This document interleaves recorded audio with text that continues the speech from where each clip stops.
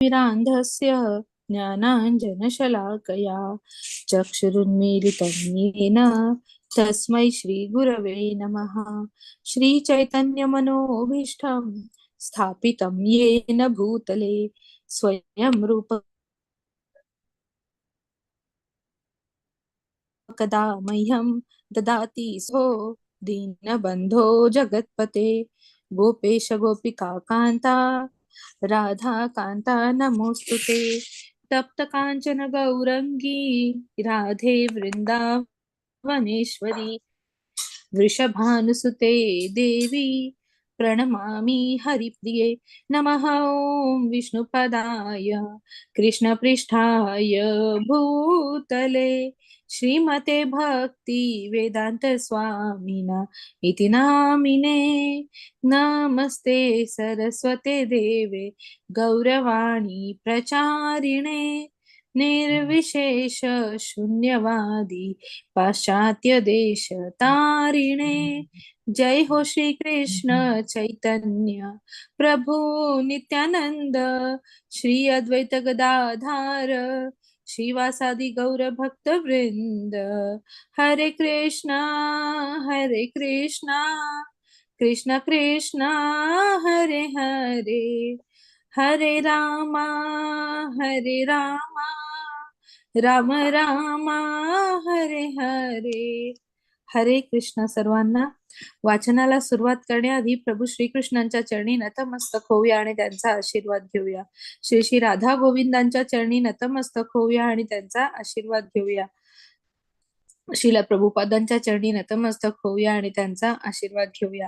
नामनिष्ठ दास प्रभूजींना वंदन करूया आणि माझ्या प्रेरणा पूजा माताजी, मनीषा माताजी आणि अन्वया माताजी यांना वंदन करून आज आपण आपल्या वाचनाची सुरुवात करूया।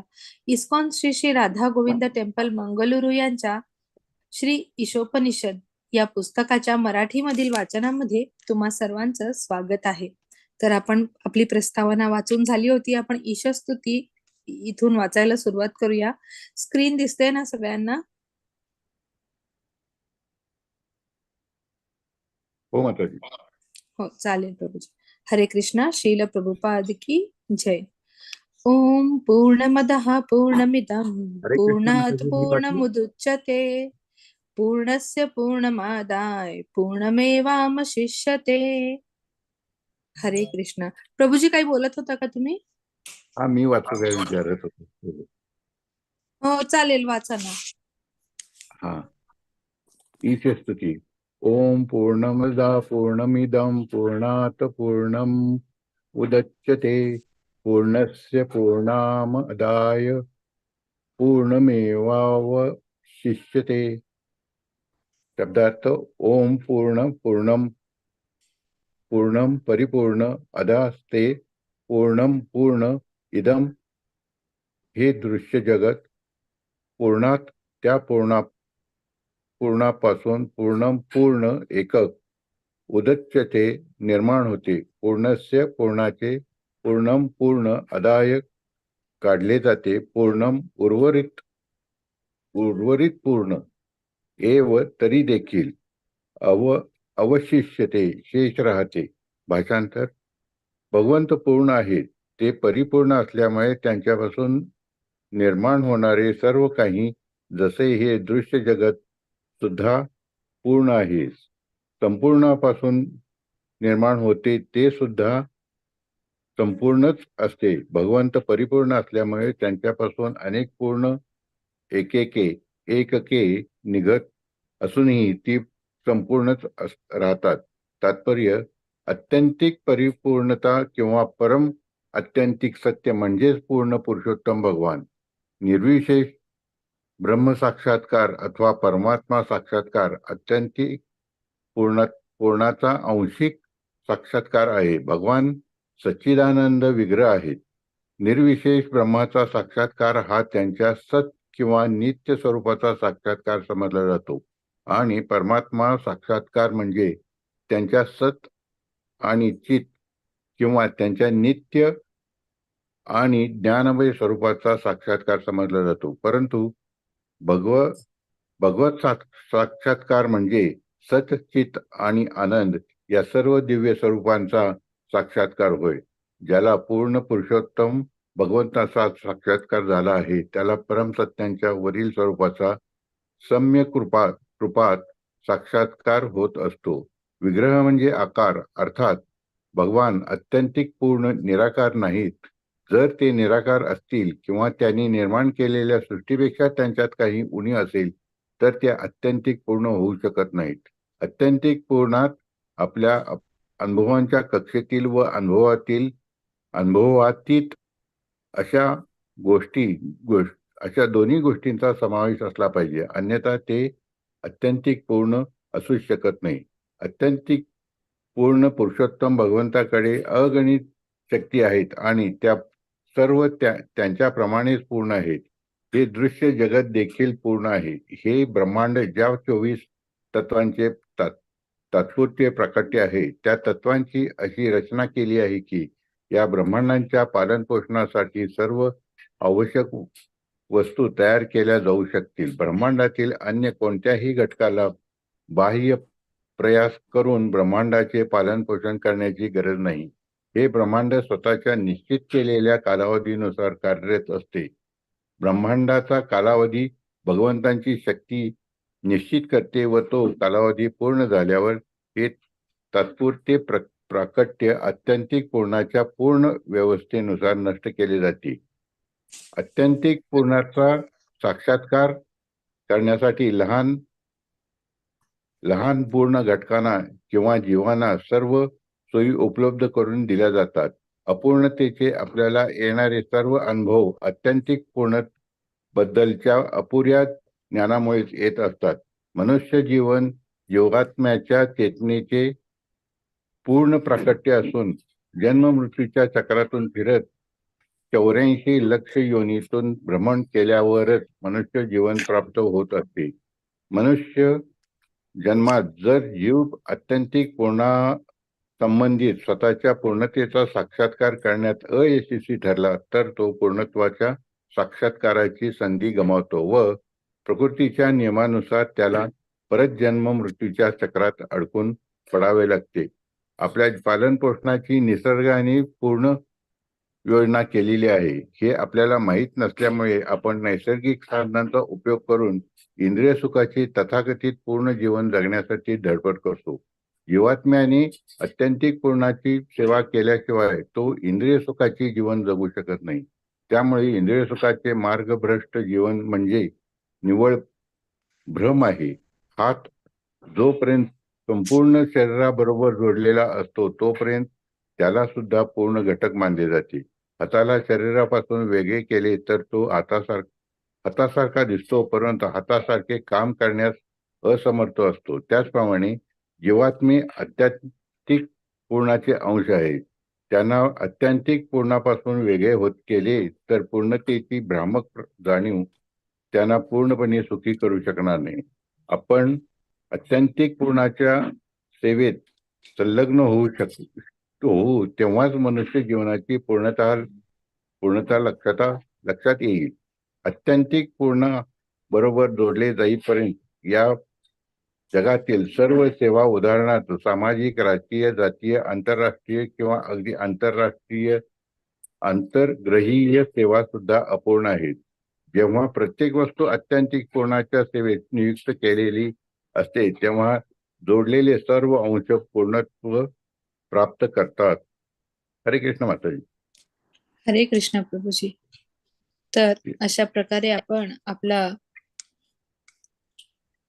ईश स्तुती भगवंतांची, जे पूर्ण पुरुषोत्तम भगवंत आहेत, भगवंत कशा प्रकारे पूर्ण आहेत हे आपण या श्लोकामधून पाहिलं.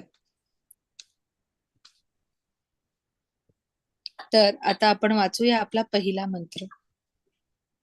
मंत्र 1. ईशावास्यम इदं सर्वं यत्किंचित जगत्या जगत् तेन त्यक्तेन भुंजिता मा क्रुधः कस्य स्विदधनम्.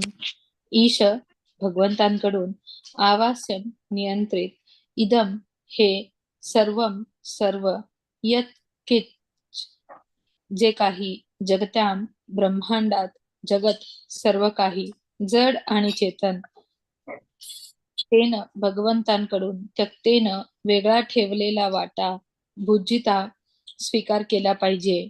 मा करू नये. गृधहा प्राप्त करण्याचा प्रयत्न कस्यस्वित इतर कोणाचे धनम संपत्ती. भाषांतर.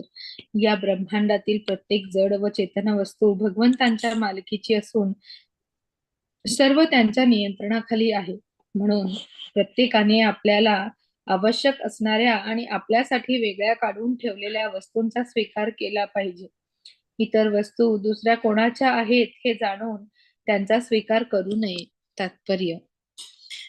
साक्षात भगवंतांपासून आरंभ होणारे आणि परिपूर्ण गुरु परंपरेतून खाली येत असलेले वैदिक ज्ञान अच्युत आहे.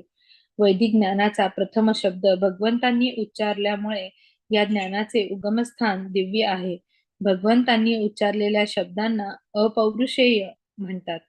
अपौरुषेय शब्द सुचवितो की हे शब्द कोणत्याही साधारण मनुष्याने उच्चारलेले नाहीत.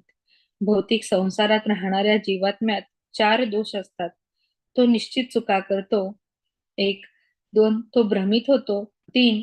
त्याच्यात दुसऱ्यांना फसवण्याची वृत्ती असते. आणि 4. त्याची इंद्रिये अपूर्ण असतात.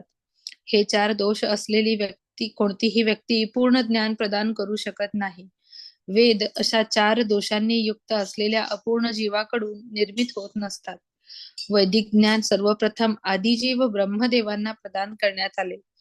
त्यानंतर त्यांनी हे ज्ञान त्यांच्या पुत्रांना व शिष्यांना दिले आणि त्यांच्या शिष्यांनी ही प्रक्रिया अनादिकालापासून चालू ठेवली आहे. भगवंत पूर्ण आहेत. प्रकृतीच्या नियमांवरही त्यांचे नियंत्रण आहे. म्हणून ते या नियमांना बाध्य नाहीत. तथापि जीव आणि जड वस्तू अशा सर्वांवर प्रकृतीचे अर्थात अंततः भगवंतांच्या शक्तीचे नियंत्रण असते.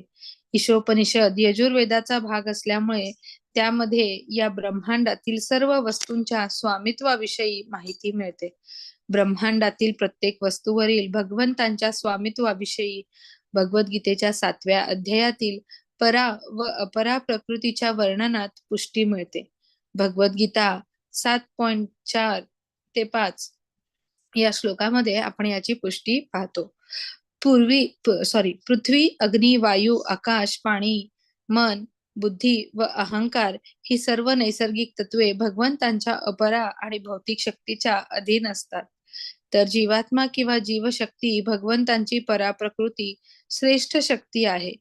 दोन्ही प्रकृत्या भगवंतांपासूनच उत्पन्न होतात आणि अंततः अस्तित्वातील सर्व गोष्टींचे प्रत्यक्ष तेच नियंत्रक असतात.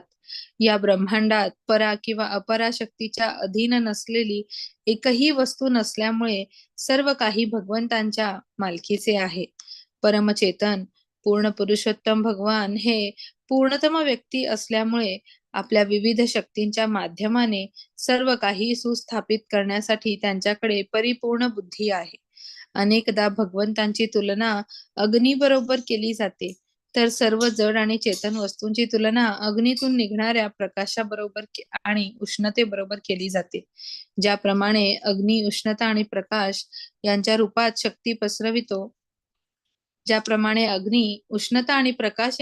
शक्ती पसरवितो, त्याप्रमाणे भगवंत आपली शक्ती विविध प्रकारे प्रदर्शित करतात. अशा प्रकारे ते प्रत्येक वस्तूचे परमनियंत्रक, पालक आणि सर्वेसर्वा आहेत. ते सर्वज्ञ व सर्वांवर उपकार करणारे आहेत. सर्व बल, संपत्ती, यश, सौंदर्य, ज्ञान आणि वैराग्य या अचिंत्य शक्तींनी ते परिपूर्ण आहेत. भगवंतांविषयी इतर कोणीही कोणत्याही वस्तूचा मालक नाही हे लक्षात येण्या इतके आपण बुद्धिमान असणे आवश्यक आहे. प्रत्येकाने आपल्यासाठी भगवंतांनी जो हिस्सा राखून ठेवला आहे तेवढ्याच वस्तूंचा स्वीकार करावा. उदाहरणार्थ, गाय दूध देते, परंतु तिचा आहार दूध नसून गवत, धान्य इत्यादी आहे आणि तिचे दूध मनुष्यांचा आहार आहे. अशी ही भगवंतांची करणी आहे. म्हणून ज्या वस्तू त्यांनी आपल्याकरिता वेगळ्या काढून ठेवलेल्या आहेत त्यांच्यावरच आपल्याला समाधान मानले पाहिजे आणि आपल्याकडील सर्व वस्तू वास्तविक कोणाच्या मालकीच्या आहेत ते देखील जाणले पाहिजे. उदाहरणार्थ, आपले घर माती, लाकूड, दगड, लोखंड, सिमेंट इत्यादी अनेक वस्तूंपासून बनविलेले आहे. आपण जर ईशोपनिषदातील आदेशांप्रमाणे विचार केला तर आपल्या लक्षात येईल की उपरोक्त एकही वस्तू आपण स्वतः निर्माण करू शकत नाही. फार तर आपण त्या सर्व वस्तू एकत्र आणून आपल्या परिश्रमाने त्यांना निरनिराळे आकार देऊ शकतो. एका मजुराने कठोर परिश्रम करून एखादी वस्तू तयार केली तरी त्याच्या जोरावर तो त्या वस्तूवर आपला मालकी हक्क सांगू शकत नाही. आधुनिक समाजात भांडवलशाही व सौम्यवादी लोकात सतत भांडण चालूच असते. या भांडणाला आता आंतरराष्ट्रीय स्वरूप प्राप्त झाले असून त्यामुळे जगाला मोठा धोका निर्माण झालेला आहे. माणसे शत्रूंसारखी एकमेकांसमोर उभी ठाकली असून कुत्र्या मांजराप्रमाणे आवाज करीत आहेत. श्री ईशोपनिषदाच्या ईशोपनिषद कुत्र्या मांजरांचा उपदेश देऊ शकत नाही, कुत्र्या मांजरांना उपदेश देऊ शकत नाही, परंतु ते प्रामाणिक आचार्यांच्या माध्यमाने मनुष्याला भगवंतांचा संदेश देऊ शकते. मानव जातीने ईशोपनिषदाचे वैदिक ज्ञान स्वीकारून भौतिक मालमत्तेवरून भांडता कामा नये. भगवत कृपेने प्रत्येकाला ज्या काही सुखसोयी मिळाल्या आहेत तेवढ्यावरच त्याने समाधान मानले पाहिजे. जर भांडवलदार, साम्यवादी किंवा इतर कोणताही पक्ष नैसर्गिक साधन संपत्तीवर हक्क सांगू लागला तर जगात शांतता नांदू शकणार नाही, कारण ही सर्व संपत्ती भगवंतांच्या मालकीची आहे. भांडवलदार राजकीय डावपेचांनी साम्यवाद्यांना दडपू शकणार नाही, तर साम्यवादी चोरलेल्या भाकरीकरिता लढून भांडवलदारांना हरवू शकणार नाहीत. जर त्यांना भगवंतांचे स्वामित्व मान्य नसेल तर त्यांच्या जवळची सर्व मालमत्ता चोरलेली आहे असेच म्हणावे लागेल. साहजिकच प्रकृतीच्या नियमांनुसार ते शिक्षेस पात्र ठरतील. साम्यवादी व भांडवलदार या दोघांकडेही अण्वस्त्रे आहेत आणि जर त्यांनी भगवंतांचे स्वामित्व स्वीकारले नाही तर ही अण्वस्त्रे दोन्ही पक्षांना निश्चितच नष्ट करतील. म्हणून त्यांनी स्वतःला वाचविण्यासाठी तसेच जगात शांतता प्रस्थापित करण्यासाठी श्री ईशोपनिषदाचा उपदेश पाळलाच पाहिजे. कुत्र्या मांजराप्रमाणे भांडणे मानव जातीला शोभत नाहीत. मानवी जीवनाचे ध्येय व महत्व समजण्या इतपत लोकांनी बुद्धिमान असावे. वेदशास्त्रे मानव समाजाकरिता रचलेली आहेत, कुत्र्या मांजरांकरता नव्हे. कुत्री मांजरी निर्वाहासाठी दुसऱ्या प्राण्यांची शिकार करू शकतात व ते केल्यावर त्यांना पाप लागत नाही, परंतु स्वतःच्या जिभेचे चोचले पुरवण्यासाठी जर मनुष्याने एका पशुला मारले तर त्याच्यावर निसर्ग नियम भंग केल्याचा दोष लागतो. फलस्वरूप त्याला शिक्षा होते. मनुष्य जीवनाचे मानदंड पशूंच्या बाबतीत लागू पडत नाहीत. वाघ गहू खात नाही अथवा गाईचे दूध पित नाही, कारण त्याचा आहार पशूंचे मांस आहे. समस्त पशु पक्ष्यांपैकी काही शाकाहारी आहेत तर काही मांसाहारी आहेत, परंतु त्यांच्यापैकी कोणीही भगवंतांनी दिलेल्या निसर्ग नियमांचे उल्लंघन करीत नाही. पशु, पक्षी, सरपटणारे प्राणी तसेच अन्य निम्न स्तरातील प्राणी प्रकृतीच्या नियमांचे काटेकोरपणे पालन करीत असल्यामुळे त्यांच्या बाबतीत पापाचा प्रश्न उद्भवतच नाही. शिवाय वैदिक नियम देखील त्यांच्याकरिता दिलेले नाहीत. केवळ मनुष्य जीवनच जबाबदारीचे जीवन असते. केवळ शाकाहारी होऊन आपण स्वतःला निसर्ग नियमांच्या उल्लंघनापासून वाचवू शकत नाही. भाजीपाल्यात सुद्धा जीव असतो. एक जीव दुसऱ्या जीवाचे भक्ष असतो असा प्रकृतीचा नियम असला तरी भगवंतांची जाणीव करून घेणे हे मानवजातीचे कर्तव्य आहे. म्हणून आपण कट्टर शाकाहारी असल्याची कोणीही घमेंड करू नये.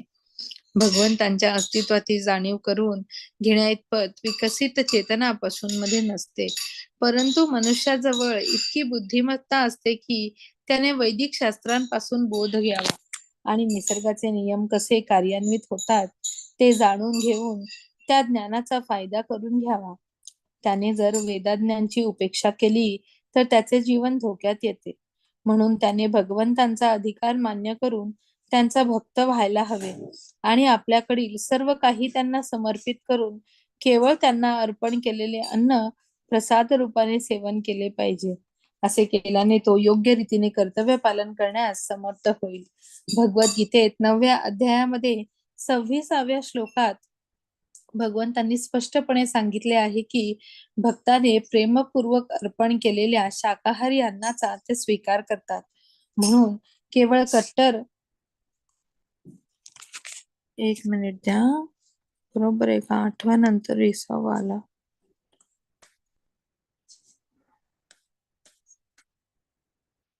ओके, सॉरी, एक मिनिट हा, मी पुन्हा तो पाठवते. 8 नंतर त्याच्यात नाहीये.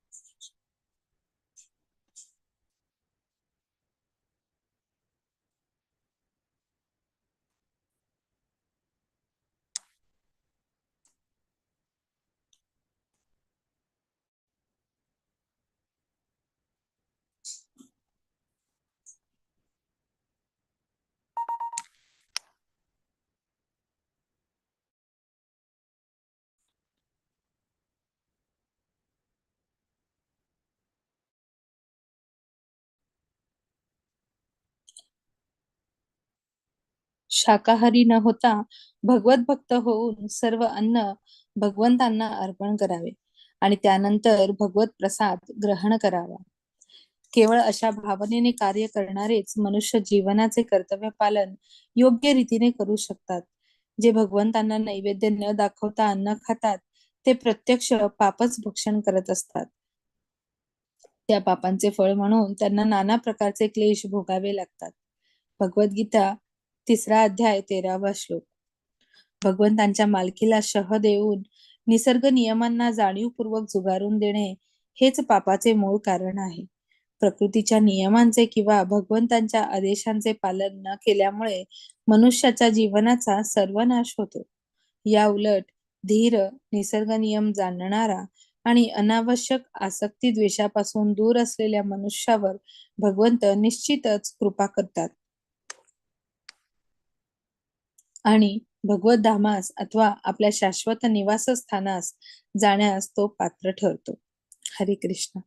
तर अशा प्रकारे आपण आपला 2रा मंत्र वाचून संपवलेला आहे. तर आपण आपल्या पहिल्या मंत्राचं वाचन पूर्ण केलं. 2ऱ्या मंत्राचं वाचन आपण आता करूया. कुर्वन्नेवेह कर्माणि जिजीविषेच्छतं समाः एवं तयि नान्यथेतो अस्ति न कर्म लिप्यते नरे. कुर्वन् सतत करणे, एव अशा प्रकारे, इह या जीवनामध्ये, कर्माणी कार्ये, जिजीविषेत जगण्याची इच्छा केली पाहिजे, शतम 100, समाहा वर्षे, एवं याप्रमाणे राहून, त्वयि तुम्हाला, न काही, न नाही, अन्यथा अन्यथा, इतः या मार्गाने, अस्ति आहे, न नाही, कर्म कर्म, लिप्यते बंधनात पडू शकते, नरे मनुष्याला. भाषांतर. जर मनुष्य अशा प्रकारे सतत कार्य करत राहिला तर त्याने शेकडो वर्षे जगण्याची इच्छा केली तरी हरकत नाही, कारण अशा प्रकारचे कर्म त्याला बंधनामध्ये अडकू शकत नाहीत, अन्यथा इतर कोणताही पर्याय नाही. तात्पर्य. कोणालाही मृत्यू नको असते. प्रत्येक जण शक्य होईल तितके जगण्याची धडपड करतो. ही प्रवृत्ती केवळ व्यक्तिगत स्तरावरच नव्हे तर सामाजिक, सामुदायिक आणि राष्ट्रीय स्तरावर सुद्धा दिसून येते. सर्व प्रकारच्या जीवांमध्ये जगण्याकरिता कठीण संघर्ष चालू असतो आणि वेदांप्रमाणे हे अगदी स्वाभाविक आहे. जीवात्मा स्वभावतः अमर आहे, परंतु भौतिक अस्तित्वातील बंधनांमुळे त्याला पुन्हा पुन्हा शरीर बदलावे लागते. या प्रक्रियेला पुनर्जन्म किंवा कर्मबंधन असे म्हणतात. जीवात्म्याला उपजीविकेकरिता कर्म करावे लागते, कारण भौतिक प्रकृतीचा तसा नियम आहे. जर त्याने आपले कर्तव्य केले नाही तर तो प्रकृतीच्या नियमांचे उल्लंघन करतो आणि स्वतःला प्रत्येक योनीतील जन्म मृत्यूच्या चक्राला अधिकाधिक बांधून घेतो. अन्य प्राण्यांना सुद्धा जन्म मृत्यूच्या चक्रातून जावे लागते. आत्म्याला जेव्हा मनुष्य जन्म लाभतो तेव्हा त्याला कर्मबंधनापासून सुटका करून घेण्याची सुसंधी मिळते. कर्म, अकर्म आणि विकर्म यांचे भगवद्गीतेत अतिशय स्पष्ट विवरण दिले आहे. विहित कर्तव्यानुसार व शास्त्रीय विधीप्रमाणे केलेल्या कार्याला कर्म म्हणतात. जन्म मृत्यूच्या चक्रातून मुक्त करणाऱ्या कार्याला अकर्म म्हणतात. आपल्या स्वातंत्र्याचा दुरुपयोग करून केलेल्या कार्याला, ज्यामुळे अधम योनीत जन्म घ्यावा लागतो, अशा कार्याला विकर्म म्हणतात. बुद्धिमान व्यक्ती वरील 3 कर्मांपैकी जन्म मृत्यूच्या चक्रातून मुक्त करणारे कर्म पसंत करतात. साधारण लोक इहलोकात किंवा स्वर्गलोकात प्रतिष्ठेसाठी अथवा उच्चस्तरीय जीवन जगण्यासाठी पुण्यकर्मे करतात. परंतु त्यांच्याहून बुद्धिमान लोक पूर्णपणे कर्मफलांपासून मुक्त होऊ पाहतात. पाप तसेच पुण्य दोन्हीही समान रूपात भौतिक क्लेशांना बांधतात याची निश्चिती असल्यामुळे ते पाप पुण्याच्या फलांपासून मुक्त करणाऱ्या कार्याच्या शोधात असतात. या मुक्तीप्रदात्या कार्याचे वर्णन ईशोपनिषदात सापडते. श्री ईशोपनिषदातील आदेशांचे भगवद्गीता किंवा गीतोपनिषदात अधिक विस्तृत वर्णन केलेले आहे. भगवद्गीतेला म्हणजेच गीतोपनिषदाला सर्व उपनिषदांचे सारही म्हटलेले आहे. भगवद्गीतेत 3.9 ते 16 पुरुषोत्तम भगवान म्हणतात की वैदिक शास्त्रात नेमून दिलेली विहित कार्य केल्याशिवाय नैष्कर्म्य किंवा अकर्माची अवस्था प्राप्त होणार नाही. ही शास्त्रे मानवी कार्यक्षमतेला अशा प्रकारे नियमित करू शकतात की त्यामुळे त्याला भगवंतांच्या अधिकाराचा अनुभव येऊ लागतो. जेव्हा एखाद्याला भगवान श्रीकृष्ण किंवा वासुदेवांच्या अधिकाराचा अनुभव येतो तेव्हा त्याला सकारात्मक ज्ञानाची अवस्था प्राप्त झाली आहे असे समजले जाते. या शुद्ध स्तरावर सत्व, रज आणि तम या भौतिक गुणांचा प्रभाव पडत नाही आणि तो नैष्कर्म्याच्या स्तरावर कार्य करू शकतो. या प्रकारचे कार्य जन्म मृत्यूच्या चक्राला बाध्य करून ठेवित नाही. वास्तविक कोणालाही भगवंतांच्या भक्तिमय सेवेविषयी दुसरे काहीच करण्याची आवश्यकता नाही.